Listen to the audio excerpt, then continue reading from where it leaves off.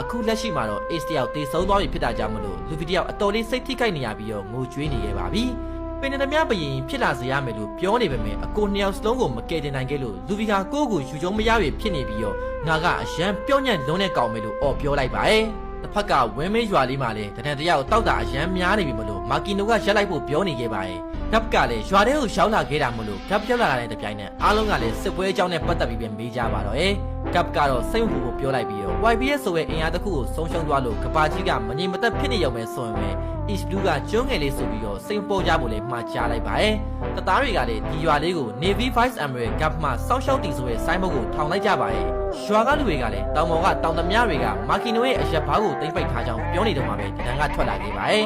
တဏ္ဍကဒေါသကြီးနဲ့ဒီနေရာထိမျက်နှာလာပြရဲသေးရပဲလို့ပြောလိုက်ပြီးတော့ကပ်ကိုတင်းပုတ်နဲ့ရိုက်ပစ်လိုက်ပါတော့ရဲ့တသားတွေကလည်းတနက်တဲ့ချိန်ကပ်ကသူ့ရဲ့အတိမိတ်ဆွေမလို့အားလုံးကိုဝင်မရှုပ်ဖို့ပြောလိုက်ပါရဲ့အဖိုးဖြစ်တဲ့ကပ်တယောက်လည်းစစ်ပွဲကြီးမှာရှိနေရတာနဲ့ဘာကြောင့်ကြီးဖြစ်တဲ့ Ace ကိုအသေးခံလိုက်ရတယ်လို့တဏ္ဍကမျက်ရည်စားနေမင်းမြန်းနေခဲ့ပါရဲ့မိသားစုထက်တာဝန်ကအရေးကြီးရလားရေတက်ရဲ့ဘာဟီယိုလဲဆိုပြီးတော့တဏ္ဍကကပ်ရဲ့မျက်နှာကိုထိုးရင်းနဲ့တခုခုပြန်ပြီးတော့ဖြေဖို့ပြောနေခဲ့ပါရဲ့တဏ္ဍထိုးရတော့ပဲကပ်ခါငြိမ်ခံနေခဲ့ပြီးတော့ဘာမှပြန်မပြောနိုင်ခဲ့ပါဘူးအဲ့ဒီချိန်မာကီနိုကရက်လိုက်ဖို့တန်းကိုဝင်တားပါတော့ကွက်မြက်ခံရအောင်မှာဖြစ်တဲ့မီးဖြစ်သူတွေကိုမြင်နေရပြီးတော့လက်လန်းမီရဲ့နေရာမှာရှိနေကြတာနဲ့ကူညီခွင့်မရခဲ့တဲ့ကပ်ကအခြားလူတွေထက်ပိုပြီးတော့ခံစားနေရမှာပဲလို့မာကီနိုကတန်းကိုပြောလိုက်ပါတယ်ဒါပေမဲ့အခုအချိန်မှာခံစားရဆုံးသူကကပ်မဟုတ်ပဲနဲ့လူပဲဖြစ်လိုက်မယ်လို့တန်းကပြန်ပြောလိုက်တော့မာကီနိုလည်းမျက်ရည်တွေဝဲလာပြီးတော့အရှင်တုန်းက Ace တို့ကိုနှုတ်ဆက်စကားတွေတင်ပေးခဲ့တဲ့အကြောင်းလေးတွေကိုပြန်တွေးမိသွားခဲ့ပါတယ်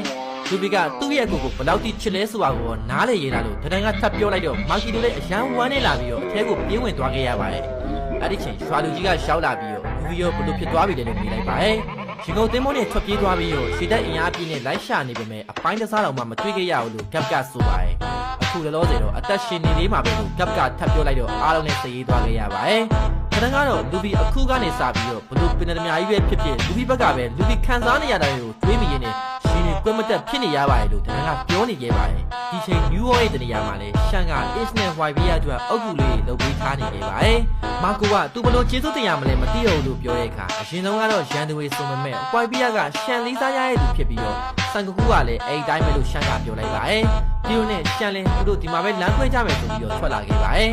ရှန်က Ace ရဲ့နောက်ဆုံးလုပ်ရက်ကိုအပြန်အံ့ဩသွားခဲ့ရပြီးတော့အဲ့ဒါကမသိရင် Captain Roger လိုပဲလို့တွေးတောနေခဲ့ပါတယ်ရှန်ကတခါတလေကပ်တိန်ရောဂျာကိုပြေးသွားစေခြင်းခဲ့တယ်ဟိုကျွေးစေခြင်းခဲ့တယ်အနိုင်ရှုံးကိုတီးလို့ထွက်ပြေးနေမျက်ရည်ကျသွားခဲ့ရတဲ့ယောက်ျားလေးကပို့ပြီးတော့တစ်ဆင့်မြင်မားသွားတတ်တယ်ဒါကြောင့်ငိုရင်လည်းအဆင်ပြေပါရဲ့အားလုံးကိုကြော်သွားပစ်စမ်းပါလို့လူဗီတို့တွေးတောနေခဲ့ပါတယ်တစ်ဖက်ကလူဗီကလည်းသူ့ကိုယ်သူပဲအပြစ်တွေတင်နေပြီးတော့သူ့ကို